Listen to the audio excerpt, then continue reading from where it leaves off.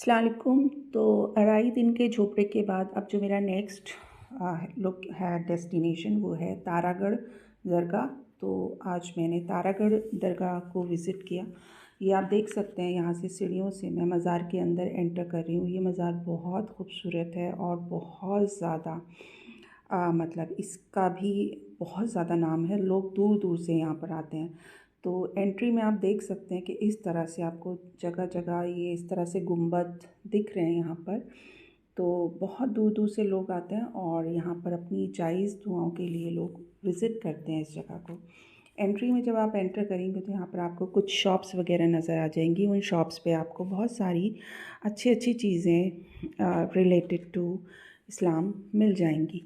ये green colour में जो आप लोग देख रहे हो ये असल में खादिम हैं और ये इनका काम होता है कि आपको दरगाह विज़िट कराना।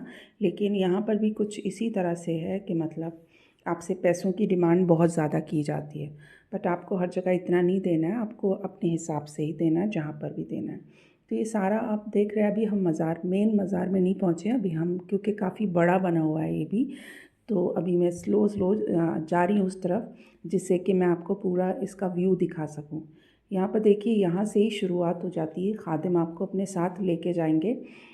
बाकी ठीक है, ऐसा कुछ नहीं है कि वो आपसे ज़बरदस्ती मांगेंगे, आपकी खुशी आप दे दीजिए, लेकिन हाँ वो फिर भी फ़ोर्स आपको करेंगे। ये सबसे पहले आपको एक पेड़ नज़र आ रहा है। ये पेड़ वो है जहाँ पर जिनकी औलाद नहीं होती है तो वो औलाद के लिए दुआ करते हैं और यहाँ पर धागे बांधे जाते हैं औलाद के लिए। और इस पेड़ के फल की ये मान्यता है कि जो भी इस पेड़ का फल खाता है अल्लाह के करम से उसको औलाद ज़रूर होती है। इसलिए ये इस पेड़ को विज़िट करने के लिए लोग दूर दूर से आते हैं और इसके ऊपर काफ़ी सारी रिसर्च भी हो चुकी हैं।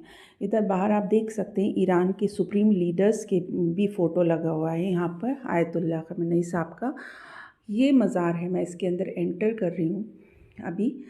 अभी इसके बाद थोड़ा सा और आगे जाके मज़ार देखेगा। यहाँ पर देखिए ये एक कब्र है, फेमस कब्र है ये भी। ये घोड़े की कब्र कहा जाता है इसको, जो कि शहीद हुआ था और यहाँ पर कान लगाने से आवाज़ भी आती है जंग की। बहुत मान्यता है। तो अब हम एंटर कर गए सैयद मीरा साहब की मज़ार पे और ये मज़ार अंदर से बहुत खूबसूरत है। इसका इंटीरियर बहुत खूबसूरत है। यहाँ पर खादिम आपको बता देंगे आपको क्या क्या करना है। आपको पैसे तो डालने ही हैं, वो आपको फ़ोर्स करेंगे। बाकी आप जो चादर फूल जो भी आप लेके गए हैं वो पेश कर सकते हैं। इंटीरियर यहाँ का बहुत खूबसूरत है और साफ़ सफाई भी बहुत ज़्यादा है और मतलब सुकून, बहुत पीसफुल जगह है, बहुत सुकून की जगह है। और मतलब जो अजमेर शरीफ जाता है तो उसको विज़िट ज़रूर करना चाहिए, क्योंकि कुछ लोगों को मालूम भी नहीं होता। अच्छा, यहाँ पर एक मेहंदी भी दी जाती है। जिन लोगों की शादी नहीं हो रही है या लेट शादी हो रही है तो वो लोग यहाँ से मेहंदी लेके जाते हैं। लेकिन अभी क्या है कि मुहर्रम का महीना चल रहा है, तो मुहर्रम में तो ये मेहंदी नहीं लगानी, बाद में लगानी है।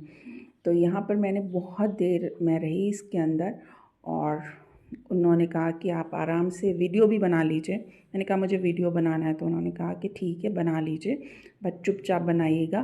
तो मैंने कहा ठीक है। लेकिन मुझे बहुत ज़्यादा सुकून मिला यहाँ पर। मैंने बहुत ज़्यादा दुआएं की, अपने लिए भी, सबके लिए दुआ की। ये वो पोर्शन है जहाँ पर बैठ के आप आराम से दुआ कर सकते हैं। और सामने आप देख रहे हैं दरगाह है सामने। तो इस तरह से मैं भी काफ़ी देर तक भी घूमती रही। अच्छा, यहाँ पर एक जगह है जहाँ पर इमाम हुसैन से रिलेटेड काफ़ी सारी चीज़ें आपको मिल जाएंगी देखने के लिए। आप देख सकते हैं कि यहाँ पर तो अब हम वापस से उसी कब्र पे आ गए जिसको घोड़े की कब्र कहा जाता है।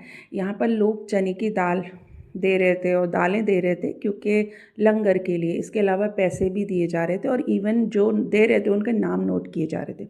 इसके जस्ट सामने एक कोर्ट यार्ड है जहाँ पर ये बहुत सारी कब्रें हैं।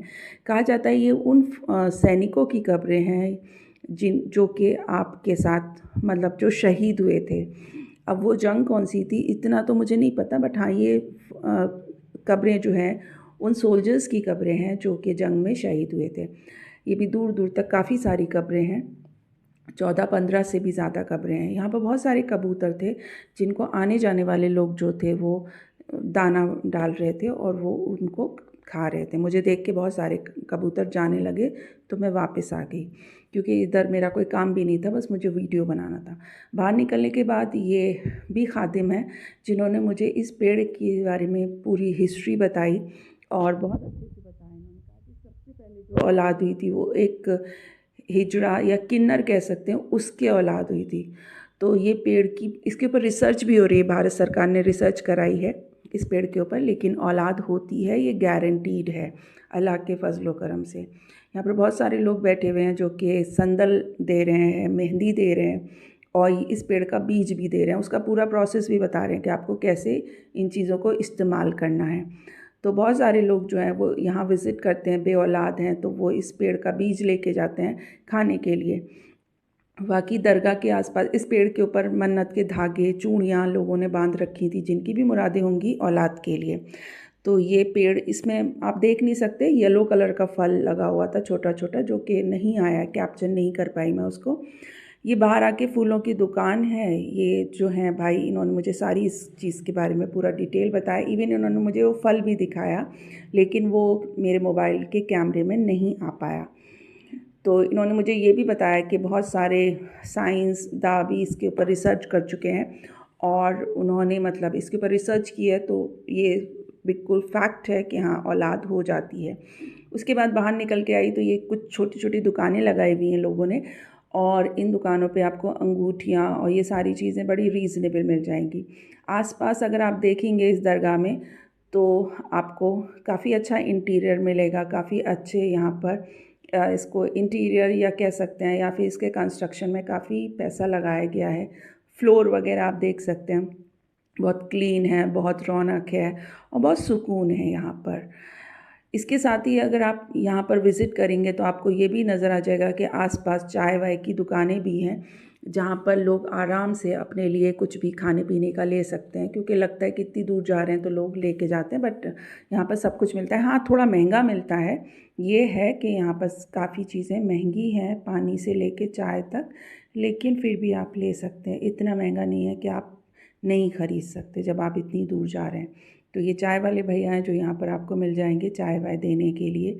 साथ ही इसके बाद जब मैं बाहर निकली तो मैं आपको व्यू दिखाती हूँ कि मैं अजमेर के सबसे ऊंचे पॉइंट पे थी और ये अजमेर शहर नीचे आपको नज़र आ रहा है। लेकिन और ये वो जगह है जहाँ से हमें गाड़ी अब हमें ड्रॉप करेगी, हमें जहाँ से गाड़ी में बैठ के जाना है वापस अजमेर दरगाह। लेकिन जब मैं बाहर आके खड़ी हुई, क्योंकि अभी गाड़ी में सारी सवारियाँ नहीं आई थी, तो मैं बाहर आके खड़ी हो गई और वो गाड़ी वाले भैया बोले जब तक आप अपने वीडियोस बना लीजिए अगर आप बनाना। लेकिन बाहर आई तो ये बहुत ज़्यादा कूड़ा था जहाँ से ये मैं वीडियो शूट कर रही थी। लेकिन आसपास अगर आप देखेंगे तो आप देख सकते हैं पूरा अजमेर शहर नीचे है और मैं सबसे टॉप पॉइंट पे, यानी कि सबसे ऊपर पॉइंट पे हूँ। ये सामने जो आपको नज़र आ रहा है ये एक किला है। जब मैंने उनसे पूछा तो उन्होंने कहा ये कभी कोई किला रहा होगा, लेकिन अब इसकी सिर्फ दीवारें ही बची हैं, बाकी सारी चीज़ें इसकी ख़त्म हो चुकी हैं। ये गाड़ियाँ देख सकते हैं, इन्हीं गाड़ियों से लोग यहाँ पर आए थे, क्योंकि चढ़ाई बहुत ज़्यादा है। आप नहीं आ सकते, लोकल तो आ सकते हैं, उनको हैबिट है तो वो बाइक से आ सकते हैं, बाकी आपको गाड़ी से ही आना होगा। क्योंकि जब मैं गाड़ी में बैठी तो मुझे लग रहा था कि ये बहुत आसान रास्ता नहीं है, बहुत ज़्यादा टर्न थे और बहुत। उसके बाद मैंने एक येलो फ्लावर लिया भैया से, फूल वगैरह बेच रहे थे, मैंने कहा एक येलो फ्लावर आप मुझे दे दीजिए, मुझे बहुत अच्छा लग रहा है, और उसको लेके मैं वहाँ से मज़ार से वापस आ गई।